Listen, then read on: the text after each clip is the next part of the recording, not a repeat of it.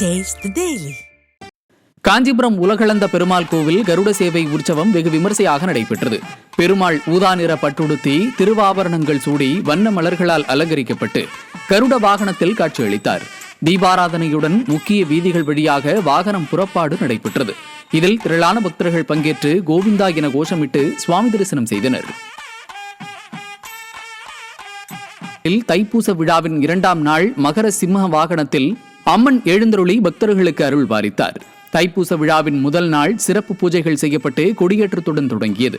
சிறப்பு அலங்காரத்தில் மரசிம்ம வாகனத்தில் கடை வீதி தேரடி வீதி வழியாக கோவிலை சென்றடைந்தது. வழி நெடுகிலும் பல்லாயிரக்கணக்கான பக்தர்கள் ஓம் சக்தி பராசக்தி என்ற கோஷத்துடன் அம்மனை வழிபட்டனர்.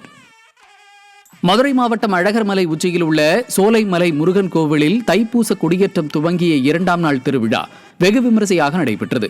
அறுபடை வீடுகளில் ஒன்றான சோலைமலை முருகன் கோவிலில் சிவாச்சாரியார்கள் வேத மந்திரங்கள் முழங்க உற்சவர் வள்ளி தெய்வானை சமேத சுப்பிரமணிய சுவாமிக்கு சிறப்பு பூஜைகள் மற்றும் தீபாராதனைகள் நடைபெற்றன.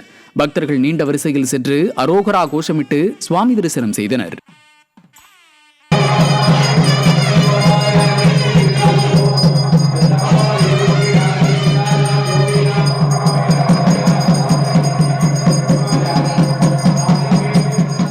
கோவிலில் இன்று ரத சப்தமி உற்சவம் நடைபெறுகிறது.